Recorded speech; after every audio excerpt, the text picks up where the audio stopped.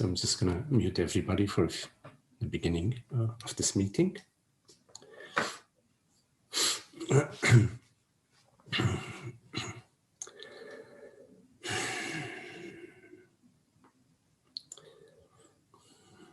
And simply welcome yourself, welcome the space that you perceive,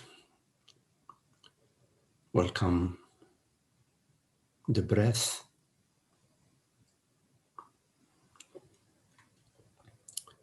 welcome the sensations in the body. Just welcome your experience, whichever way it appears, whichever way it seems to shift.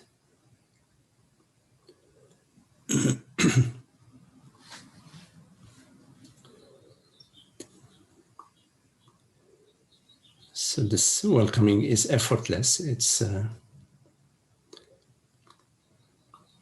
without any doing.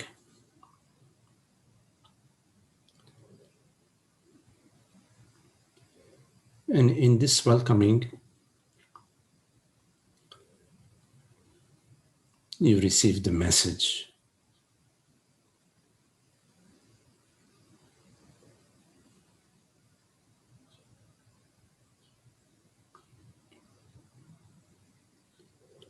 The silent message.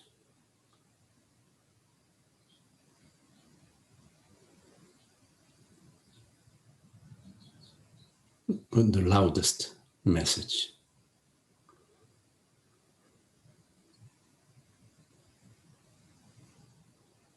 That you are this silence. That you are this stillness.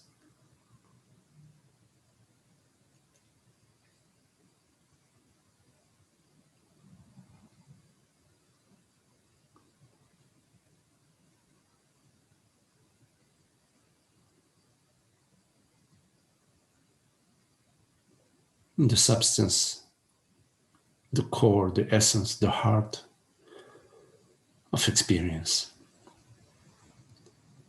is this transparent, effortless, silent stillness that reveals to you your true nature. It reveals to you your reality, the reality of your experience.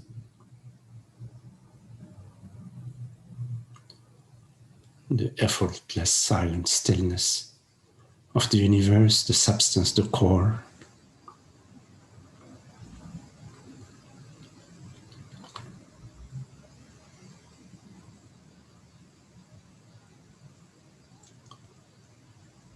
To which nothing is happening.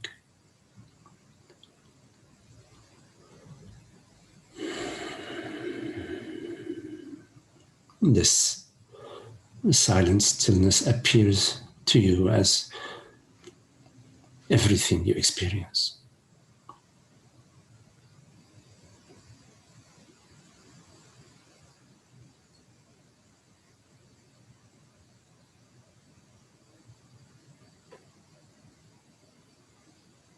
What a wonder.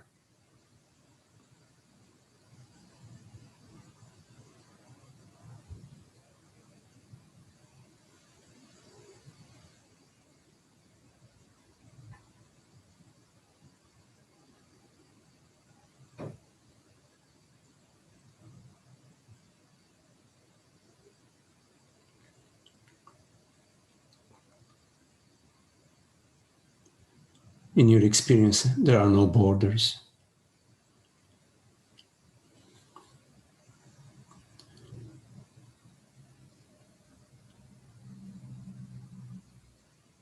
Nothing that you lack.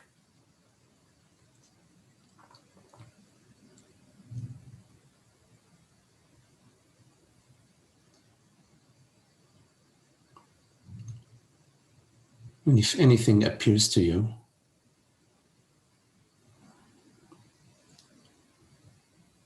it appears in complete intimacy.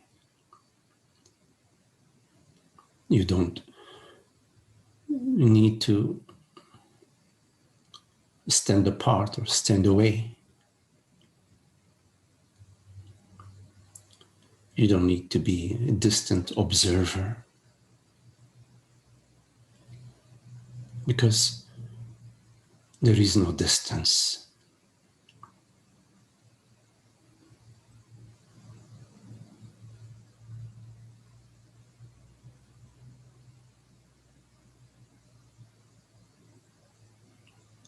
If you notice a distance, you can investigate it. What is this distance?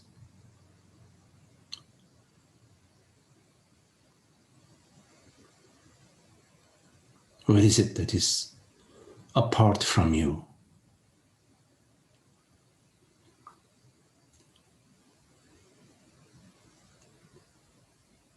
You can investigate.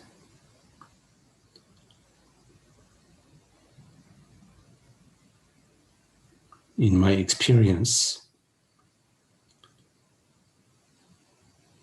is there anything apart?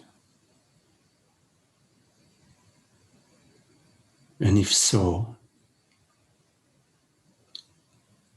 what is it that makes this distance, this separation?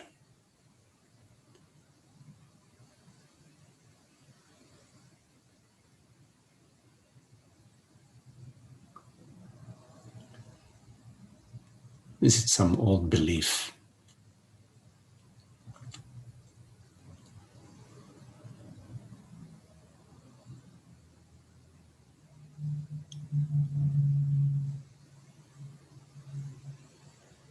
A feeling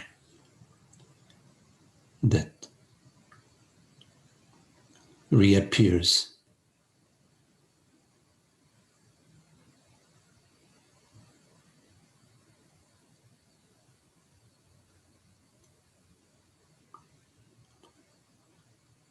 a feeling of limitation or sense of lack.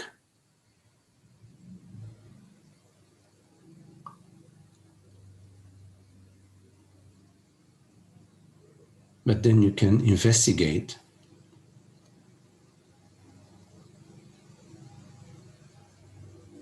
what is the distance between yourself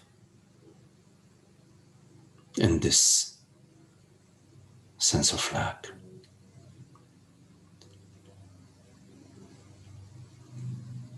Are they two?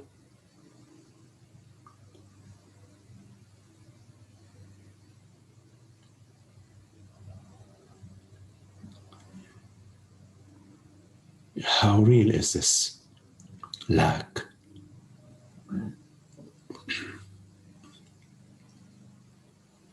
What is it?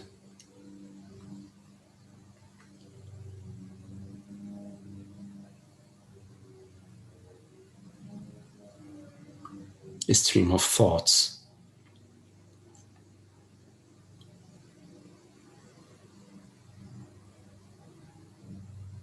They are impersonal, like the weather, like the hum of the airplane in the distance.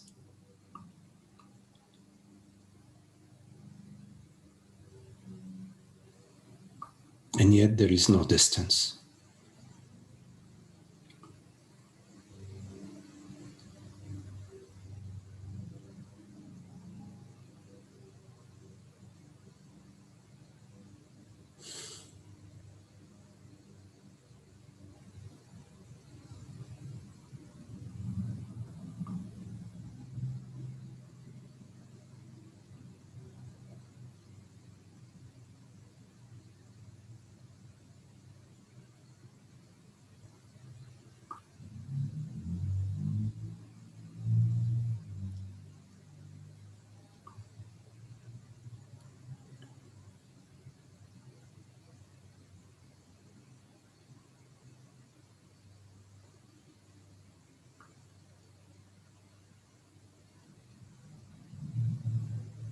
What are we lacking?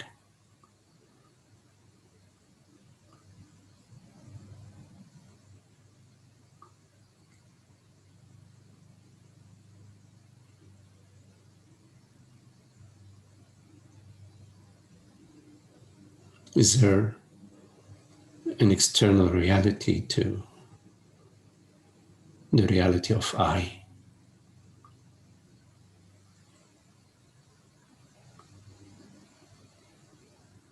And if so,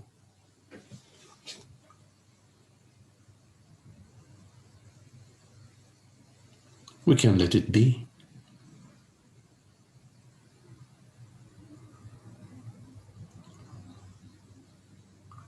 Like the moon lets the earth be, and the earth lets the moon be.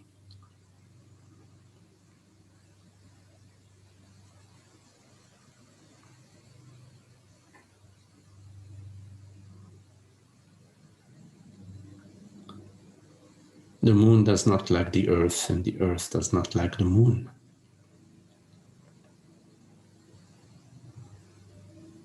What is it we lack?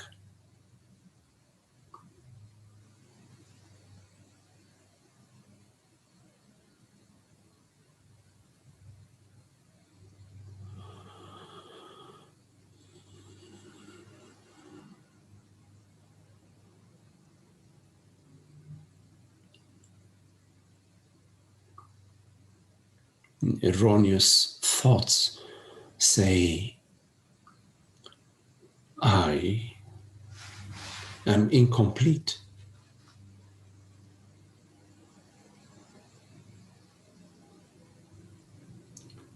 And erroneously, we believe this lie.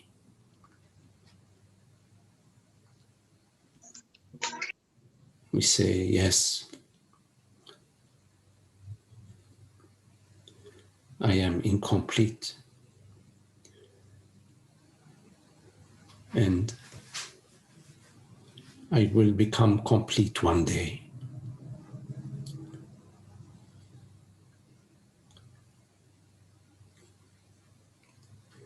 A foolish inner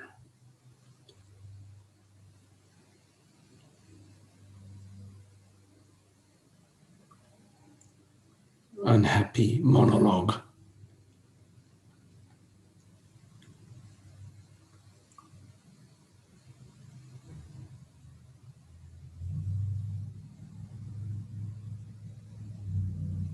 What about when the mind is still?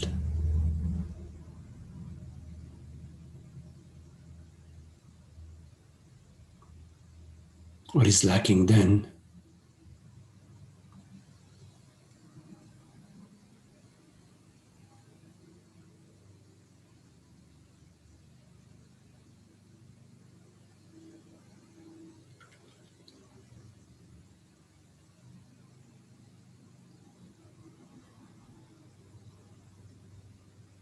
The stillness of presence.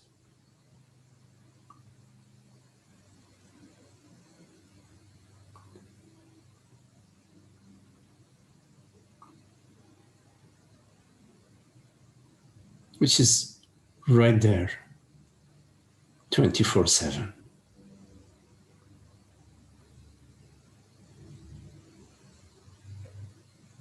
Telling you, here I am.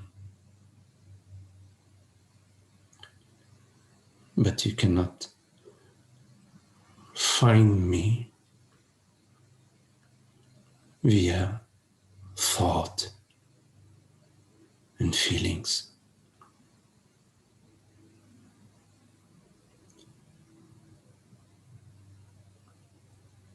And yet I am right here. This silent, still presence.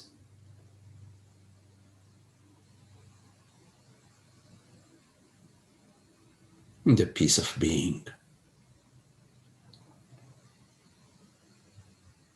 which lacks nothing and seeks nothing.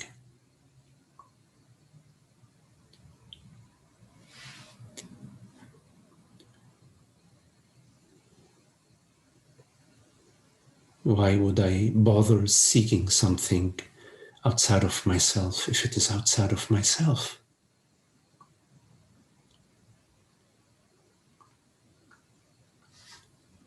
And why would I bother seeking that which I am, since I am that which I am?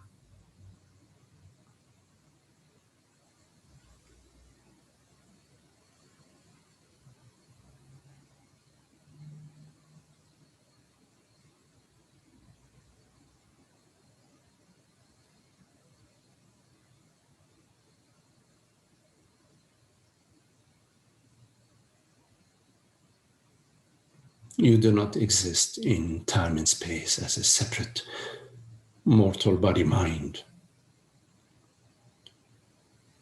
That's an erroneous model.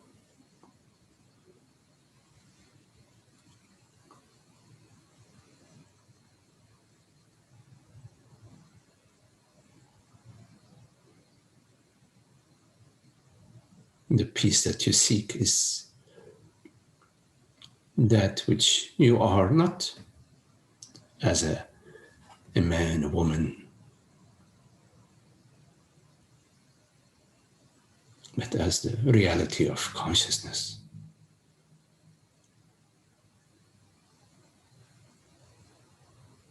which is the reality that perceives.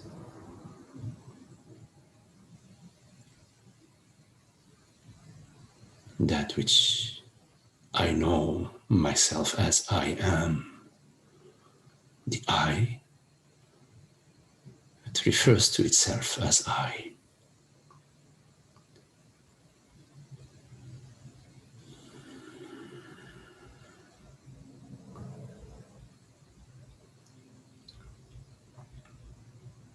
Can we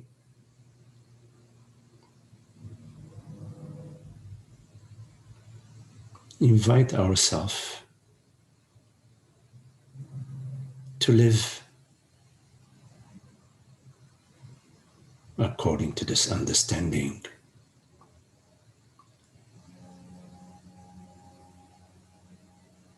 The wholeness and completeness of being,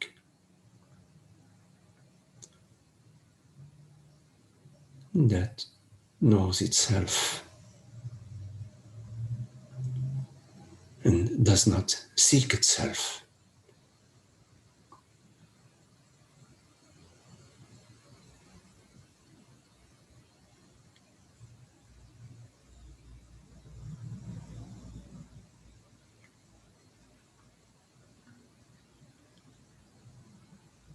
And yet you cannot drop the seeking until it drops you.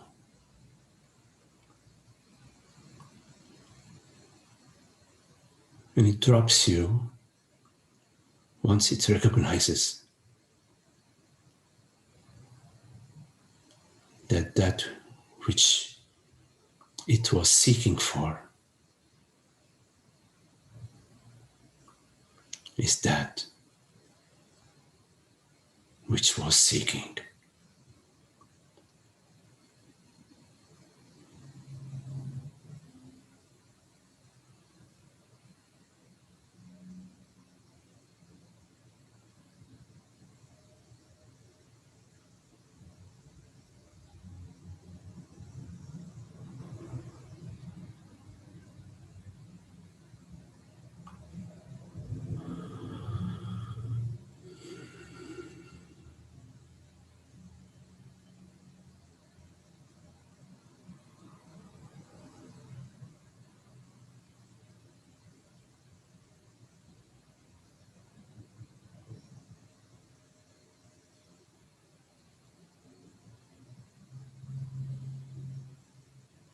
There is no way around it.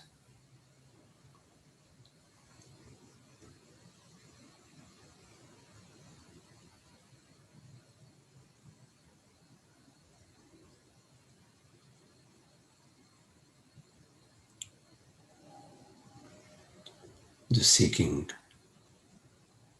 ends where it's started from,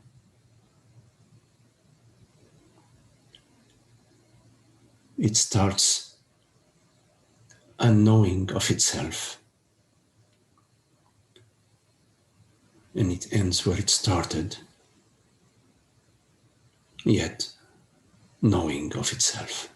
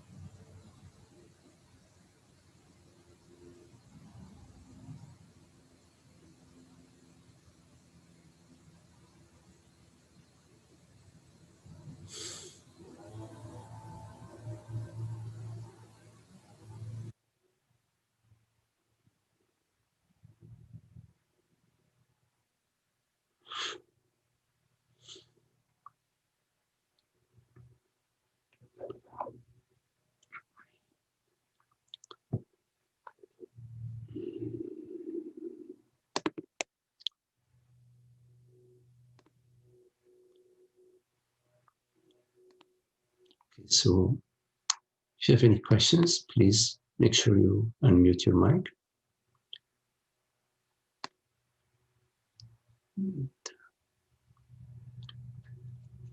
So any questions?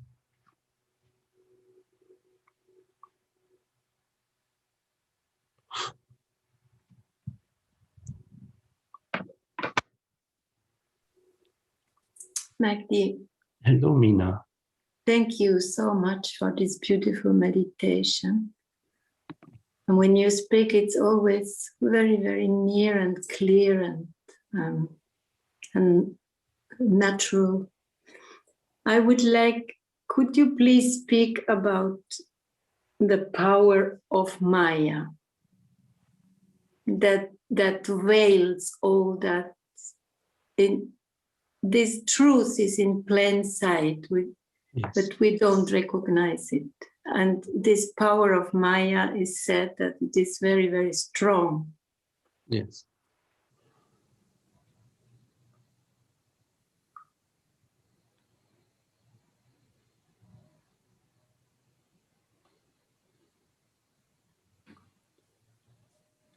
So for the body mind, there is the world of experience, colors, shapes, sounds, sensations, and in time, thoughts. And the senses are alive, active, receptive.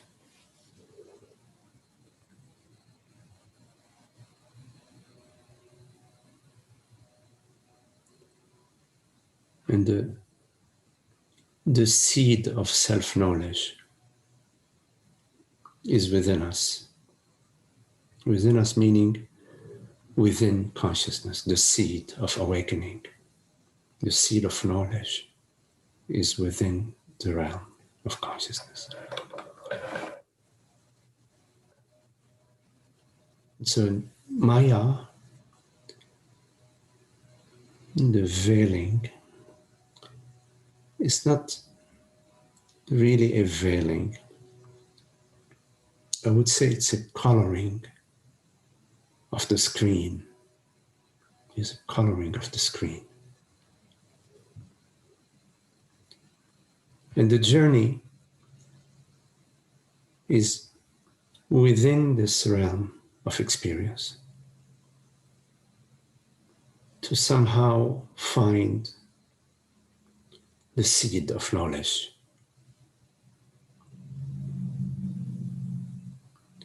And the seed of knowledge reveals itself to you because it is not an appearance. So in the realm of appearances, in the realm of experience, you get a glimpse of the non-experience. The non-experience. In this glimpse of the non-experience, the seed of knowledge is apperceived, is intuited, is recognized in a flash.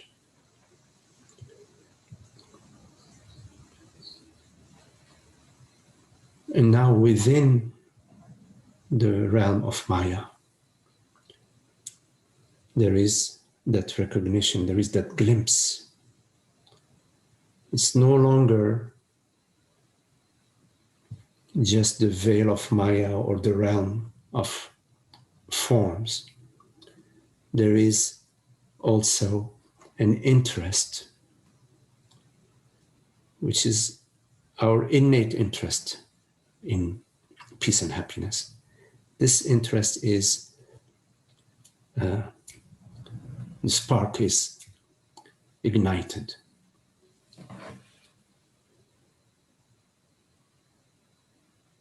And when this spark is ignited,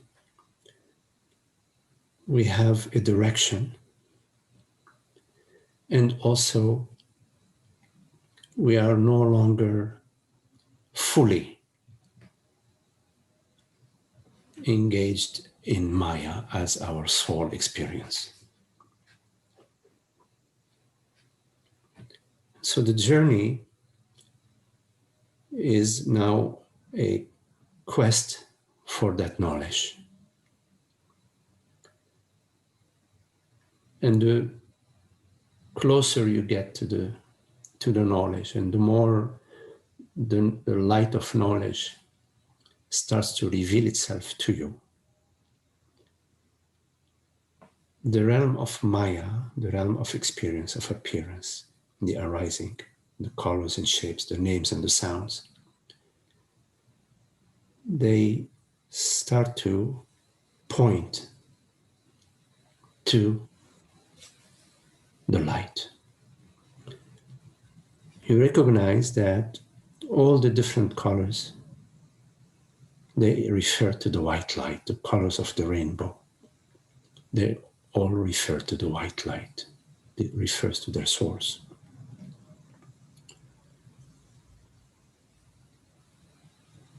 And as the seed of knowledge reveals itself to you,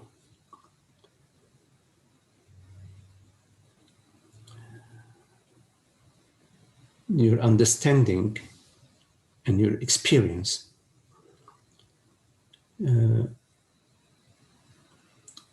in experiencing manifestation, in experiencing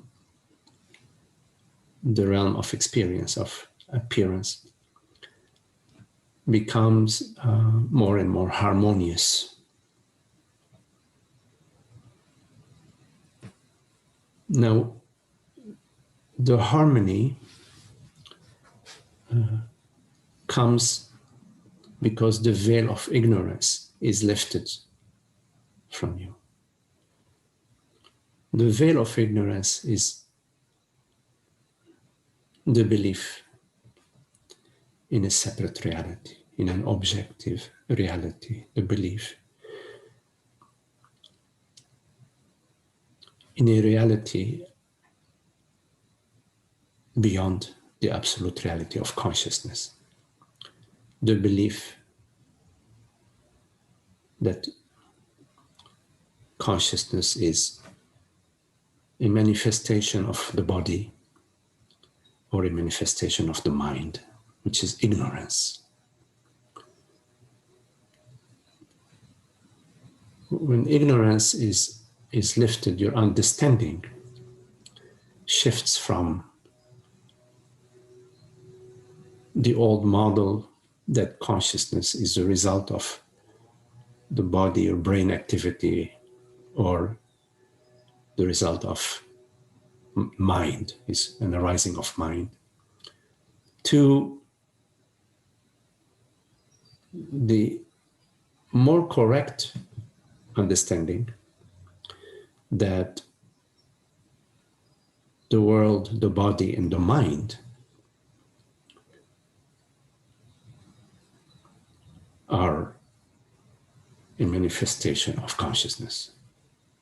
That consciousness is the reality.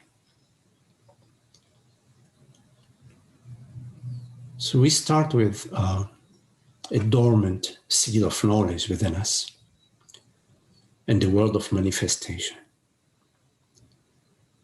And at some point in our development, we develop the sense of separation. We develop ignorance, we inherit ignorance from the entire realm of that has within it the belief in separation. So we inherit the belief and the feeling that I am a woman, I'm a man, I'm a son, I'm a daughter. At some point we become identified and we live with that identification, which of course affects our entire experience. So although in ignorance we perceive mountains and lakes and rivers, and in wisdom we perceive the same mountains, lakes and rivers, there is a big difference between the mountains, lakes and rivers that we perceive in ignorance and the mountains and lakes and rivers that we perceive in wisdom.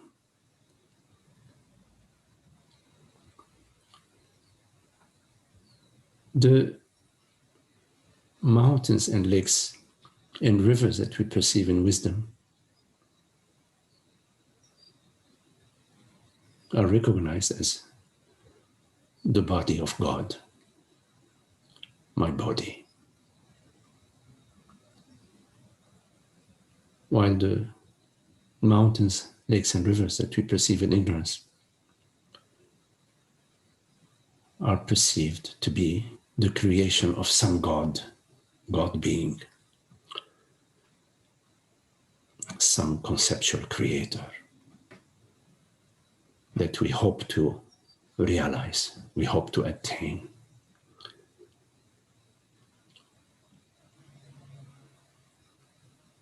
All spiritual traditions come from the same understanding that has been misunderstood in many cases,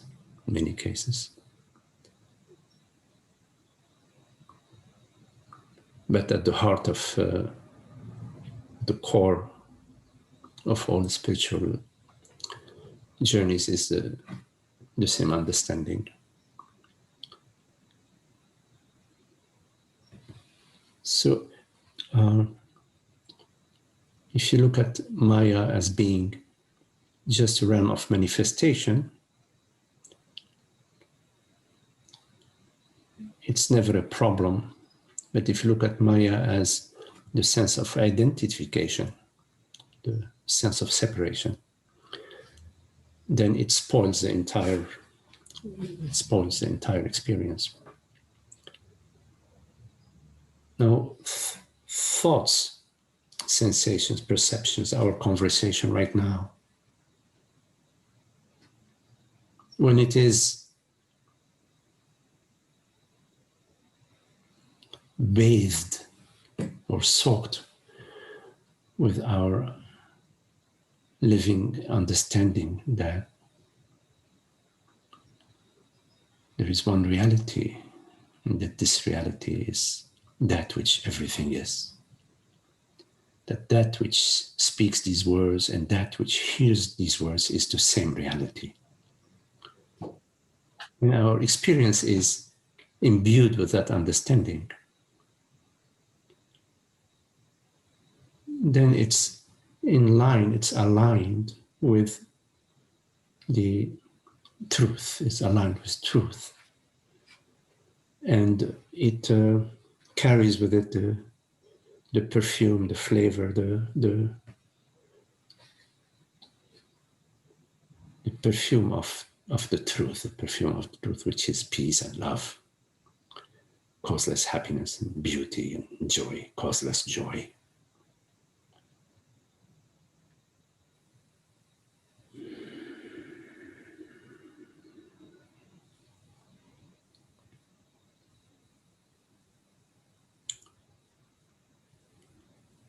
Yes, it's very beautiful.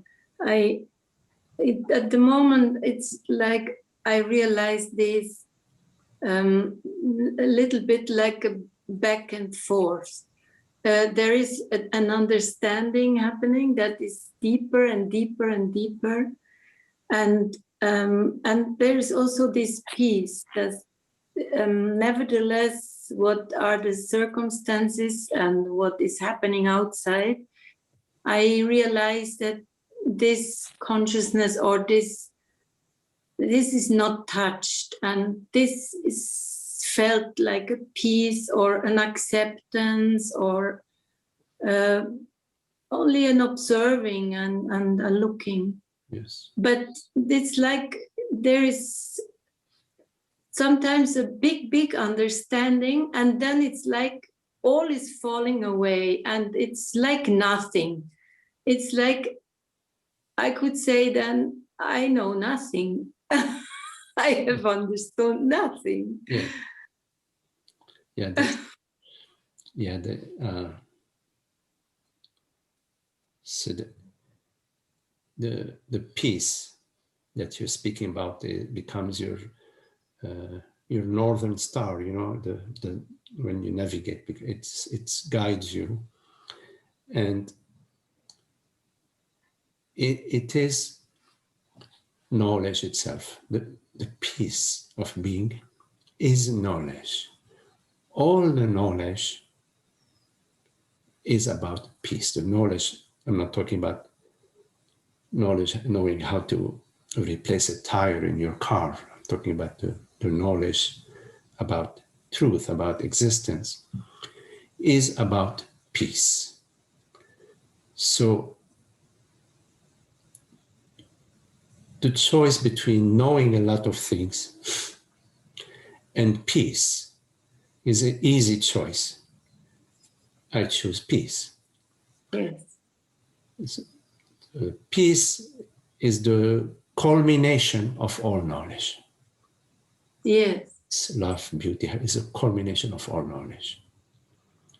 And the mind settles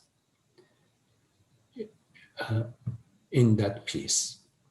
And of course, is functions, the functionality of the mind to express that peace, to live according to that peace, to function in the world, doesn't disturb that understanding.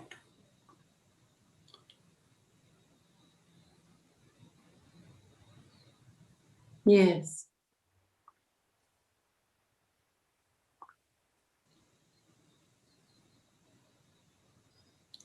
So the understanding is not via any effort, or is not via any remembering. At some point, the light is just shining through.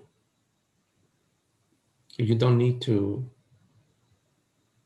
measure how much light or when is the light coming, when is light not coming, anything. So it's effortless. The peace is effortless. And it's not at the mind level. It's not the peace of the mind. It's the peace that comes onto the mind, that shines onto the mind, but it's not a peace that belongs to the mind.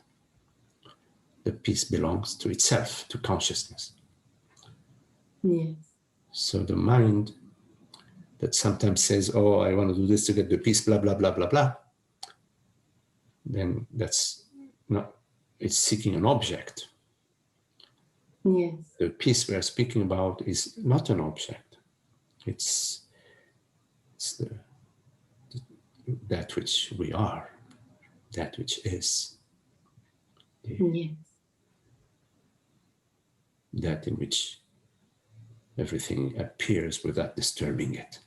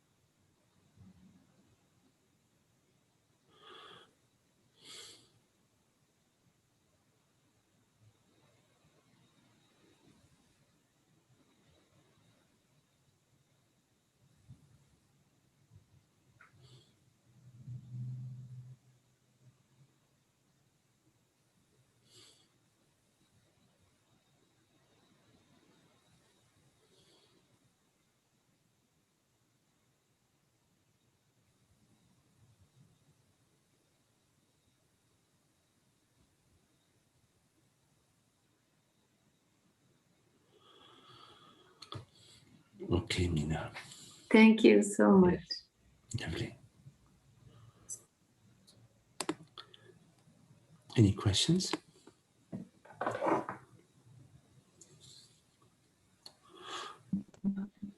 Hey, Magdi, this is Frank. Hello, Frank. It's Frank. Yes. Hi, Frank. Hi, can you hear me? Can you hear me Yes. okay? Hi, I do. can you hear me okay? Yeah. Yes. Okay, good.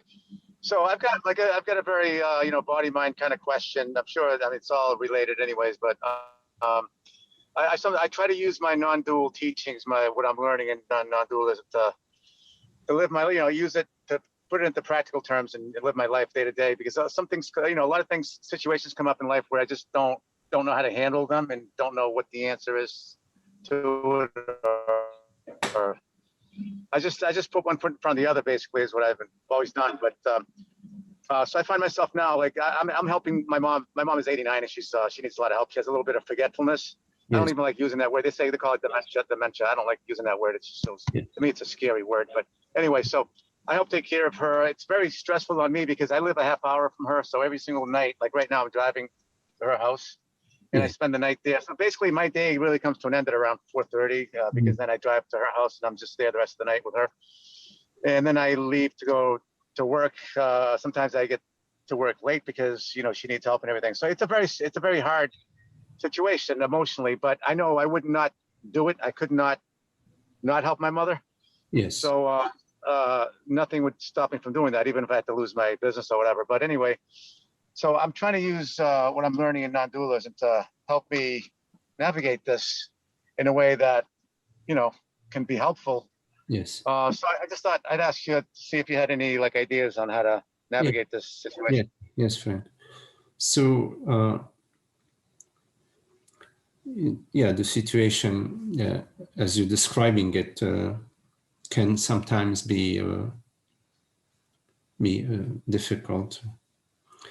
But the main thing is to remain open, not to resist, not to make any story about you, about your mom, about my life, about this and that. To sort of function as much as possible just in the moment, doing what you can do, tending to what you can tend to right now, keeping in mind that, of course, all of us are limited. As body mind, we are limited. There are limitations to what we can do. You have obligations to your work, you have love and obligations towards your mom. So without any judgment, as much as possible, without any judgment about yourself or about why did God create the situation, so that you can function with this situation the most fluid way. I don't mean it's like it's easy, whatever it is. There is a fluidity necessary in working hard to undo the logs on the tire of a car when you are trying to change the tire, and there is a fluidity around filling the gas tank with fuel. There is a fluidity with opening the door and driving the vehicle. There's a appropriate fluidity moment to moment, sort of a meeting of yourself with your experience. So you meet your experience as lightly, as gently, as appropriately as possible, without adding any psychological stories about me, my mom, etc. Also, because of the way you describe the situation, make sure that whenever you are resting, to take a full advantage of your resting time. So, like when a woman is in labor, there are contractions, but between every contraction, the woman is encouraged to sort of zone everything out, not to think about the next contraction, not to think about anything, but just to take this few seconds of resting. So in resting, as much as possible, rest as fully as you can. And the way you rest as fully as you can is by turning your attention towards presence, not towards thinking about anything, but just presence and the experience of presence, the experience of being.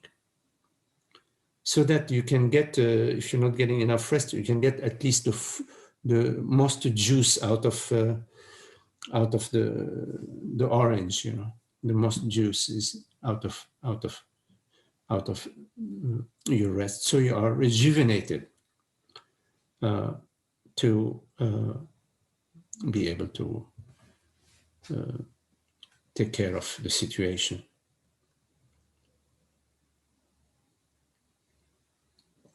And it's very sweet that your mom has, I'm sure that she's enjoying your attention and your love at some level. Yeah, she definitely appreciates it. And in fact, she feels bad that I'm helping her, but which makes it actually a little bit harder because she's constantly saying, oh, I wish you didn't have to be here with me because I know it's hard on you. But so it's almost like I'm helping her and then she feels guilty that I'm helping her. So there's all this psychological stuff that goes on. But sometimes what I wonder about is, I'm so limited in my thinking, in how I see the world, that I'm thinking, I wonder if there's a different way that I could be living life right now where it wouldn't be so hard on me, while still helping my mother in some way. So I guess as you were saying, what you said, I guess by staying in the moment and being, staying with presence, because we have presence, just constantly going back to that. Do you think that in itself will give me like whatever idea I need or whatever? It'll give me whatever, maybe sort of a roadmap for what I should be doing at the moment, or? Yes. Yeah. Yeah, Frank, by the way, before I forget, like with your mom feeling guilty that you are helping her, I remember my mom used to also be like that, and I used to humor her, So somehow humor is, I found in my experience, humor with my mom in her late years was a lot of fun somehow. In terms of your question about presence, yes, you know, when you are unencumbered with the past, you are available. You are available for whatever appears, whatever thoughts appear, whatever messages appear, whatever situations appear. So the whole in presence, when you are sort of just meeting the situation as freshly as possible, looking at it and seeing, you know, what you can do in the moment, you are more available. There is more availability of your capacity, more availability than when you have when you are carrying the past along. And what you need, whatever you need, comes available to you in the moment, because there is a learning that occurs within the body mind. You know, we with time and with experience, the body mind becomes wiser, especially when it is free from the past, when it is free from psychological inner conflicts. So whenever you notice an inner conflict with yourself, within yourself, which is not a practical conflict, there may be practical conflict like, you know, you need to be at two places at the same time, so you have to figure out which one to cancel. But when you find an inner conflict within yourself, most often it is that you are carrying something from the past. And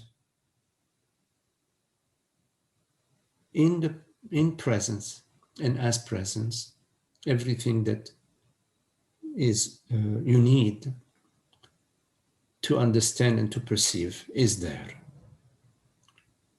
You see, you don't need to wait for anything in particular to arise. Simply by being attentive, present, you deal with what is on hand, what is on board. And that is sufficient. Yeah. And yeah, that's helpful. That's helpful. Oh, go ahead. Sorry, one more thing, Frank. Don't set yourself a mission, okay? Be open to whichever way things unfold. I mean, you do your best, you do what you do out of love, and you don't have a crystal ball about anything. So you're living out of your best disposition. But there isn't like a mission. Yeah. Because about yes. Yep. Yeah, right. Not that's to, how that's helpful. That's very helpful. Yep. Yes. Because I notice the mind will come in and say, okay, now this is going to be going on for the next 4 to 5 years. It's going to be very tough, but you can do it. And all these, you know, it's making up all these scenarios. It's all in imagination, of course. It's imagining all these scenarios. And I have to, constantly say, no, I do not know what's going to happen from day to day. I don't know what's going to happen from hour to hour, never mind what day to day or year to year. So, yep. You know, when the mind isn't functioning in a way that makes you happy and makes things easier for you, 99% of the time it's lying to you. Yep. Yeah, I've seen that over and over. Yeah. The biggest lie that the mind does is that it fakes you in believing that it knows something, while the actual knower is you, not your mind. You know your mind, but your mind doesn't know you. And the trick of the mind, the lie in the mind, is in somehow hypnotizing you in believing that it knows you. So it tells you, listen to me. You're not going to be able to survive this for the next 4 years. This is what's going to happen tomorrow, and then blah, blah, blah, blah, blah, blah, blah. It is noise. It is white noise, you know, like when you turn on the music, there's a beautiful music, but there is bzzz in the background. It's a noise. Yeah, static, a lot of static. Static, yes. It's a static, a lot of static in the mind. So, you know, we get a headache from the static. Yeah, yeah. I hear you. I hear you, Magdi. Very good. Thank you. Appreciate it so much. Thanks so much. Okay, Frank, wishing the best for you and your mom. Thanks. I appreciate it.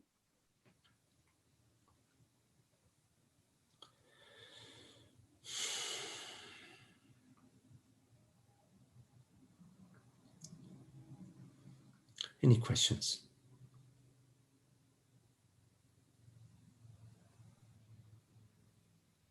Hi, Magdi. Hello, Gloriana. Hello. Yes, I don't know what I did, and now I am A40. Oh, yes. I don't know. But K40 is fine. That's okay. Okay. I'm trying to lose my identification with Gloriana.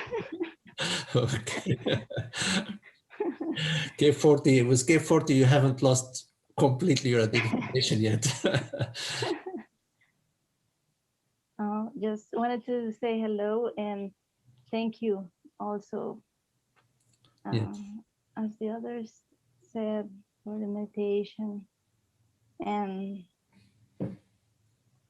when I can not join a live, well, I try to follow the recordings, and it's so beautiful. And thank you. And just wanted to say also that sometimes I feel so happy and at peace, and I wanted to, I don't know, call somebody to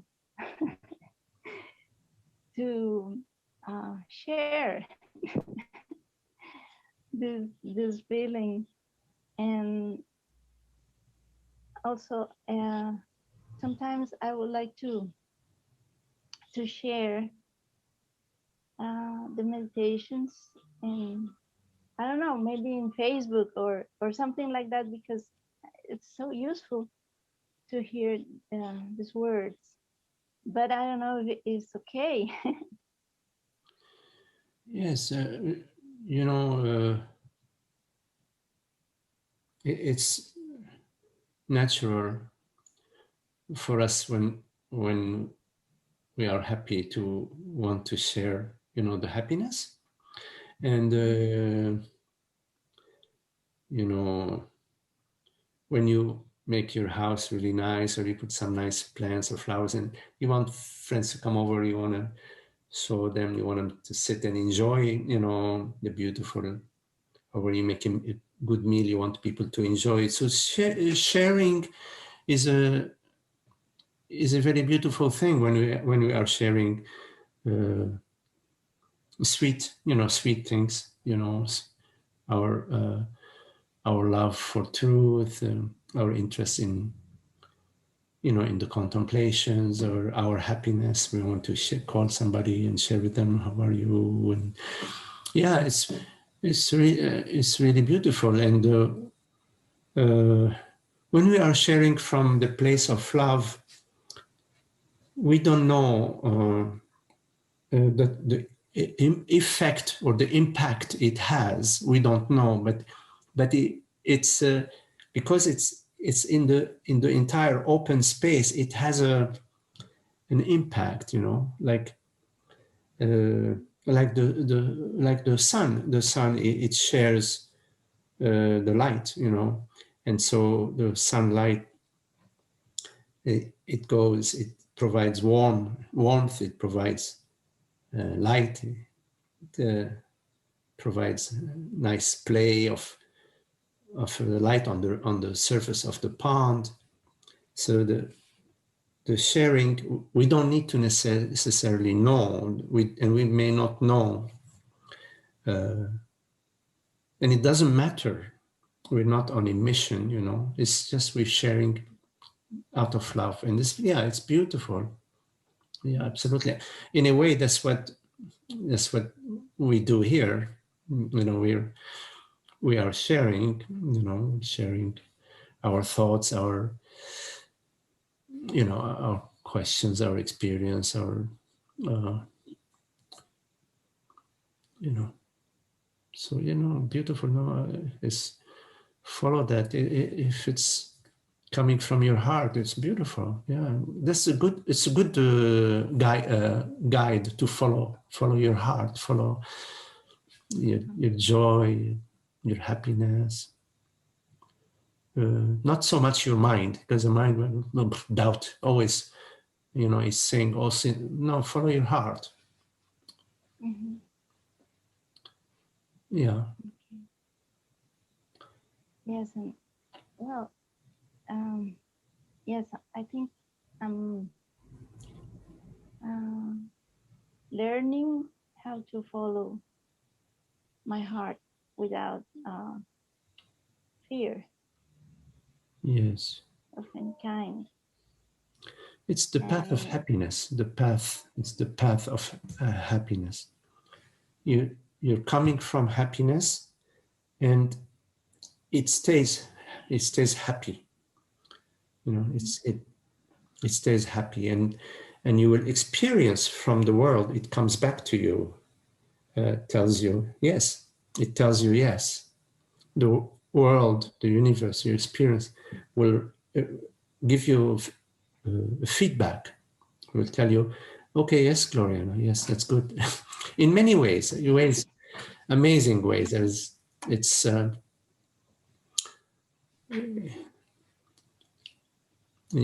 in ways you cannot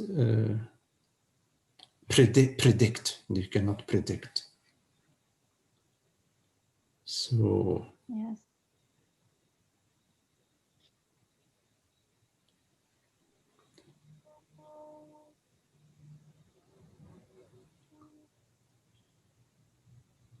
yes, and I feel that I'm more aware of the kind of thoughts that uh, makes me doubt and so difficult to make decisions because I don't know anything. So how am I supposed to do? But when I remember that it's not me, I just try to step or stop and hear the voice inside that is calm, that is a peace, yes, and the stressful things. There are a lot of stress for doing some kind of things and are less stressful because it's not me. It's not. I just how you are describing before to be open to do the things that I can do at the time and not trying to say this has to be done in this way and has to have these results or saying, oh, this is the same stressful thing that always makes me sick, for example. yes, And I try to not to fix my attention on these thoughts. yes, Now to be open and remember it's not me. yes, So let's explore. let's explore this, and everything is easy, more more at peace. I don't have to control anything, and if something does not go well, it doesn't matter. yes, yes, Because it's my judgment yes, about things. yes, yes. Mhm. Yes, yes. You know, it's good to follow the bliss, follow the peace, and when some judgment arises and you're aware of it, it's very nice, because when you're aware of it, then you don't follow it, you don't go and it's okay to, let's say you have a goal, you say, okay, I want to accomplish this, you know, it's okay to have a goal, but you have to also be free from success and failure. So you say, okay, I have a goal, I want to finish this work by 2:00 tomorrow. Maybe you finish it 2:00 tomorrow, maybe you finish it in next week. You remain free. You don't make your freedom and your happiness dependent on your goal. It's okay to have a goal, but maybe it happened this way, maybe it happened another way. You're okay if it goes this way, okay. If it goes that way, okay. You remain, you know, because human beings, you know, we like to set goals, and we make plans, and it's okay, you know, but not to compromise your freedom, not to compromise your happiness. Yes, not to compromise your happiness. And in terms of whenever you are unhappy, there is a false me. There's a falsehood. The me that is unhappy. There is a false me, you see. And if you continue with the unhappiness, it's not the way. But you know that already, so that's very good. And the more you are living with this sweet understanding, the more it opens more and more, and you find, less and less upset, less and less. If there is an upsetness, it comes and goes quickly. You know, it's not so important.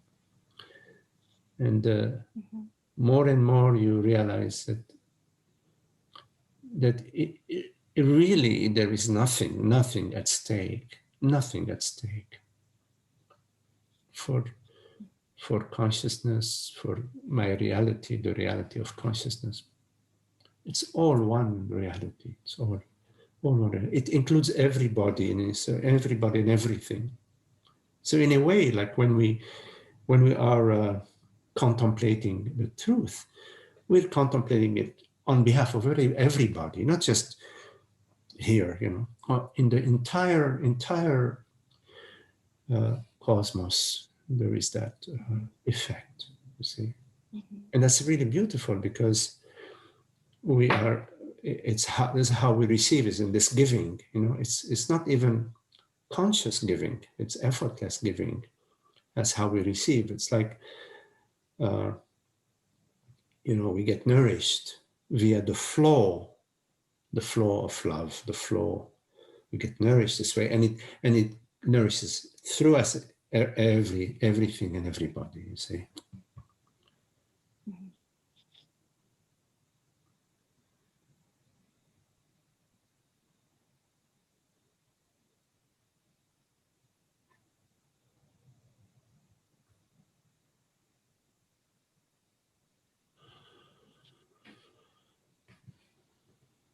And the thoughts about me, in the old thoughts about me, they're replaced, they dissolve in just awareness, I awareness.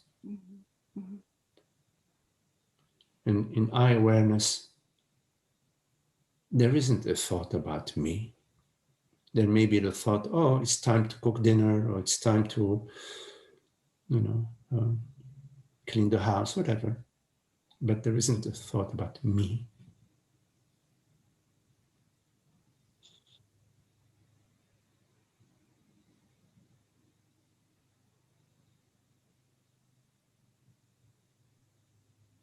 And if a thought about me arises, there isn't a guilt or a self-judgment. Like, oh,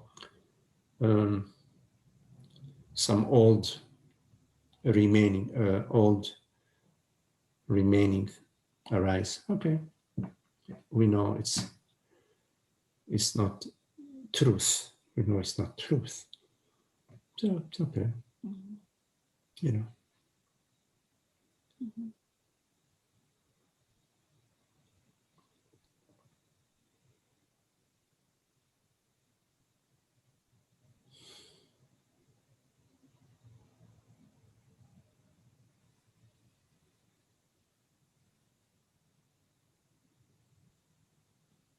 It's one awareness, one consciousness, one.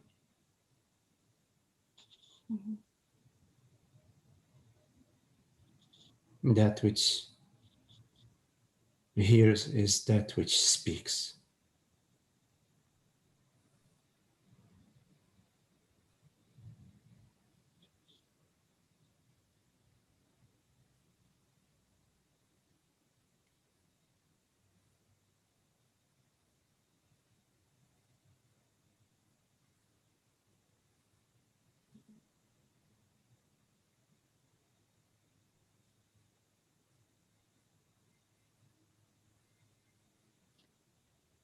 Yes, all this is becoming familiar.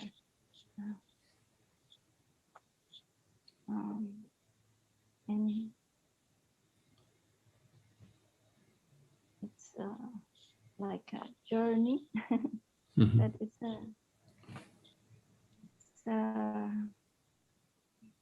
sweet journey. Yes. Yes. Beautiful. It is.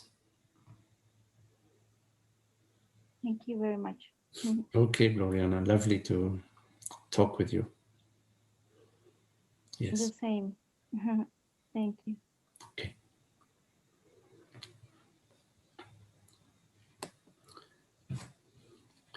Any questions?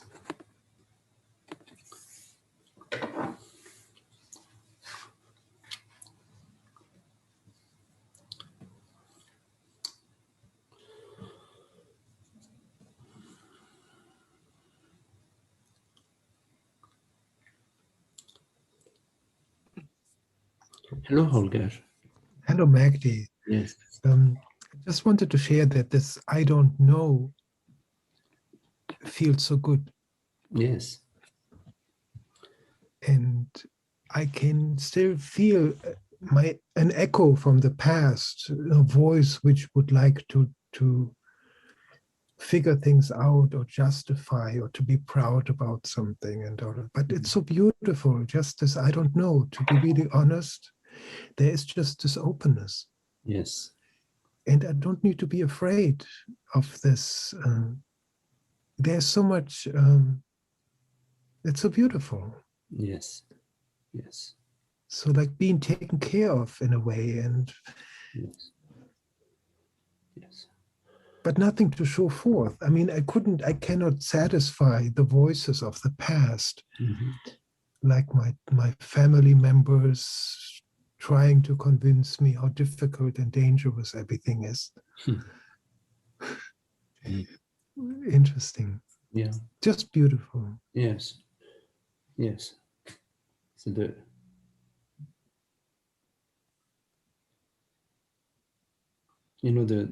I is all-knowing.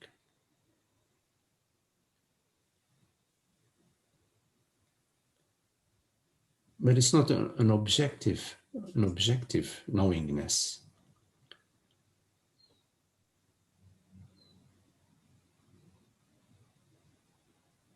It's a non-objective knowingness. So when we say being not knowing,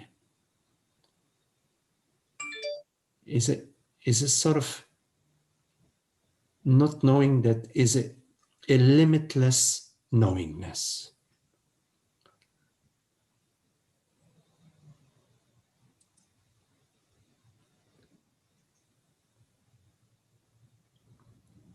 That has no objects to know more or to know less. Or yes.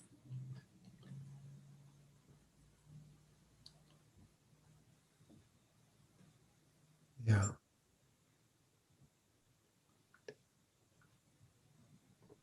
So simple. Yes.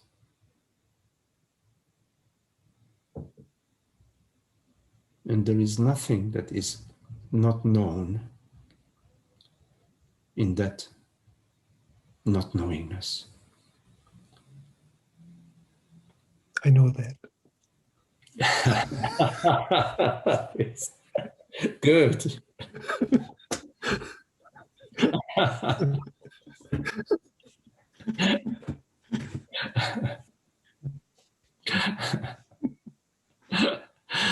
Okay, Holger. Sorry.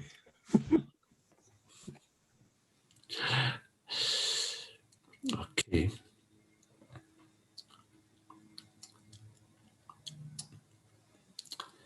All right. Well, very lovely to be with you all. Very lovely. Holger and Rahul. Hello, Rahul. Mina. Thank you so much, Magdi. Lovely. Thank you so very much. Okay. Okay. Thank you, Rahul. Marie. Hey, Marie. And Gloriana. George. Nice to see you, George. Yes. Thank you, Magdi. Hey, okay, George. Hey, John. John. Thank you, John. Holly. Holly. Frank. Hey, Frank. Take it easy. Thanks, Maggie. Get some rest, Frank. Richard. Thanks, I need it. Appreciate it. Hi, Richard. Hello, Amna. And Kelly. Hey, Kelly. Okay, thank you all. Thank you. Hi, thank you. Thank you. Thank you. Thank you. Get some rest, Frank.